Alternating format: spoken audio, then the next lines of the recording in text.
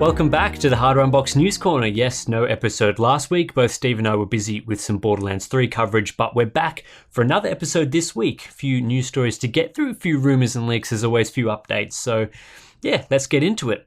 First up, we have more news on Intel's upcoming Core i9-9900KS, which is the souped up version of the 9900K that packs a 5GHz all-core turbo frequency. All the motherboard vendors have been preparing BIOS updates to support the new chip, but it was ASUS that managed to give us a snippet of extra information. In their CPU support list, they have the Core i9-9900KS listed as a 127 watt part, up from the 95 watt rating of the 9900K and 9700K. The TDP wasn't officially given when Intel first revealed the overall specifications for this CPU, but ASUS has spilled the beans here, and you can kind of see why Intel wanted to keep this under wraps. It is the highest TDP rating they've given for a mainstream desktop CPU. Now, as a recap, the 9900KS is an 8-core, 16-thread CPU like the 9900K.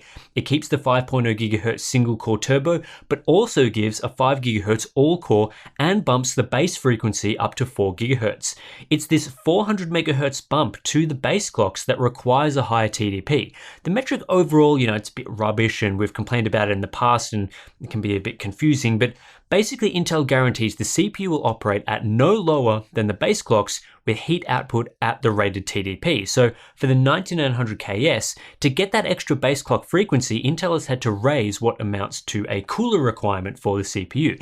However, we know the 9900KS won't consume just 127 watts of power operating at the maximum all-core turbo frequency. We already know from testing the 9900K at 4.7 GHz all-core that it consumes well above 95 watts of that frequency, often around the 165 watt mark. So if it's consuming that sort of power at 4.7 GHz, which is already well above the 127 watt rating of the 9900KS, we're going to be looking at even higher power consumption to get that 5.0 GHz all-core. The chip could be binned a little better than the 9900K, but you'll still want a pretty serious cooler with way more than just 127 watts of capacity to get the most out of the 9900KS. So we'll see how it performs when we get review samples. Hopefully we do get some. That shouldn't be too far away. We're also starting to see some leaks flying around relating to some more mid-range Zen 2 processors from AMD, namely the Ryzen 5 3500 and Ryzen 5 3500X. With the Ryzen 5 3600 currently sitting at a little under $200, reports are suggesting that AMD are looking to offer the 3500 and 3500X at a lower price, with a few features cut back to compete strongly with chips like Intel's Core i5 9400F and other mid-tier Core i5s and i3s. The big change versus the 3600 seems to be a lack of SMT, so we're allegedly going to see the same 6-core design, but with 6 threads instead of 12. Clock speeds also look like being reduced slightly, same 3.6 GHz base clock, but a boost of just 4.1 GHz for both parts.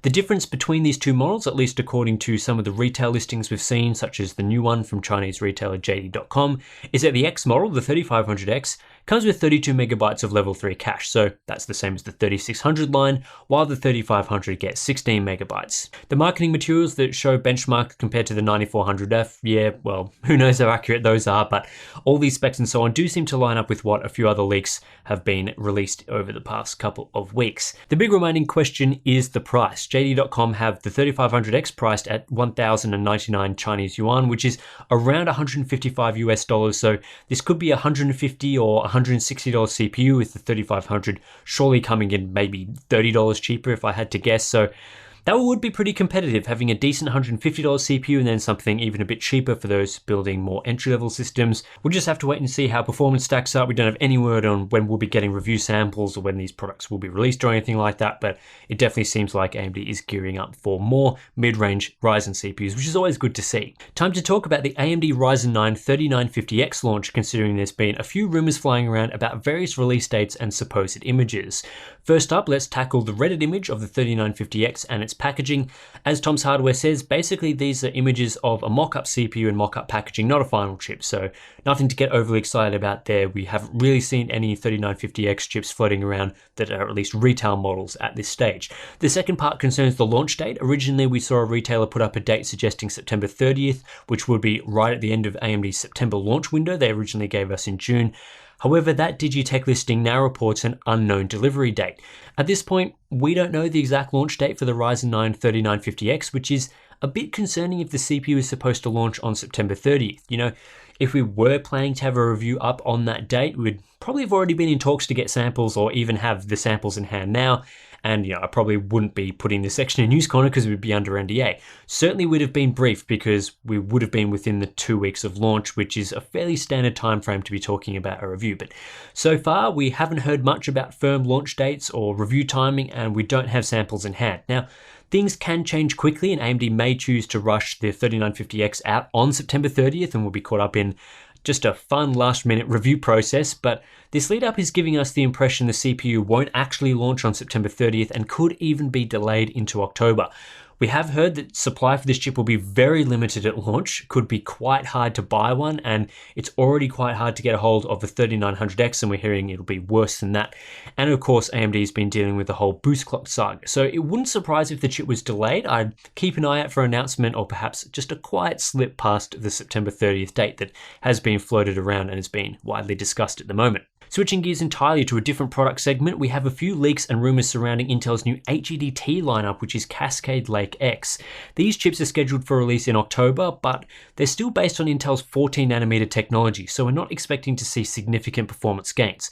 Indeed, that's what these supposed Cascade Lake X benchmarks are showing, courtesy of the Geekbench database. Now, I'm not a huge fan of Geekbench personally, but it is showing 5 to 10% more performance for Cascade Lake X versus the equivalent previous generation parts, and that's on the back of small clock speed gains. The two parts we know of at the moment are the Core i9-10900X and the Core i9-10980XE. Yes, 10,000 series here.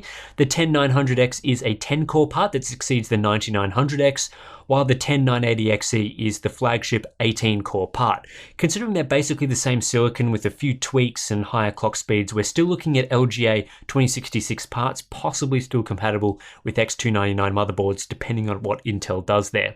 We know from what Intel has said publicly that they are aiming for significant performance per dollar gains over Skylake X with their new lineup. So if the chips aren't actually performing that much better, which, you know, we all expected given they're still 14 nanometers, then Intel will no doubt be looking to lower prices. The 9900X is a nearly $1,000 CPU. You know, if Intel are aiming for around a 1.8x improvement in performance per dollar, that price is going to have to come way down with the 10900X.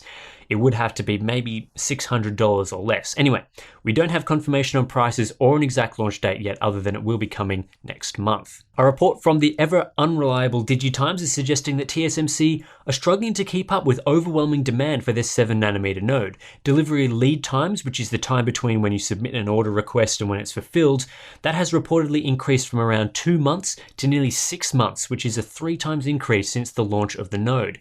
TSMC 7nm, well, it is used by a wide variety of customers, but the two biggest right now are AMD and Apple. AMD are using the node for many of their new products, ranging from Ryzen 3000 to 2nd gen Epyc to Navi GPUs.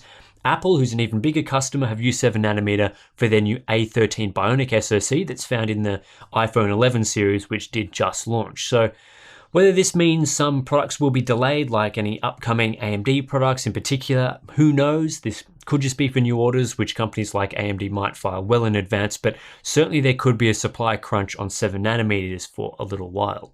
In GPU rumor news, Nvidia are allegedly gearing up to offer a GeForce GTX 1650 Ti on October 22nd. Now, we haven't heard anything about this GPU just yet, so we have no idea what its specifications will be or when its exact launch date is, but there do seem to be some rumblings that Nvidia will introduce another product into its mainstream series to compete with AMD's RX 500 series, which is still going very strong.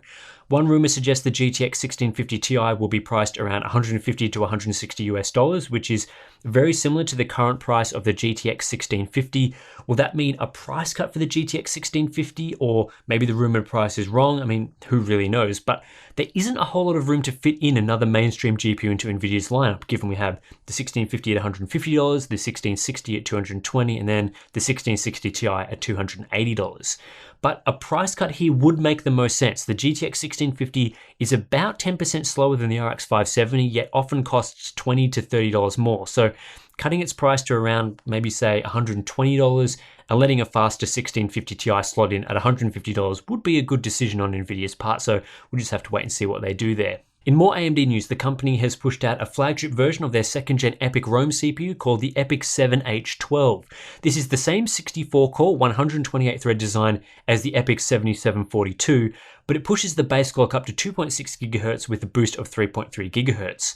With the higher base clock, AMD has set the TDP at 280 watts, higher than that of the 225 watts of the 7742. For some data centers and other enterprise users, this fast version will be perfect, especially if processing density is a big concern.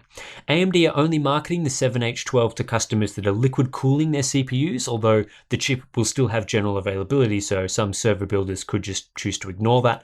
No word on exact pricing, but you'd expect a decent premium over the $6,950 asking price for the Epyc 7742. And that's it for this week's News Corner. As always, you can subscribe to get this segment in your inbox every week, or at least most weeks if we're not super busy. For our Patreon members, look out for our monthly live stream, which we'll be hopefully doing next week if everything goes to plan. If you're not a member, you can hit those links in the description to sign up, and I'll catch you in the next one.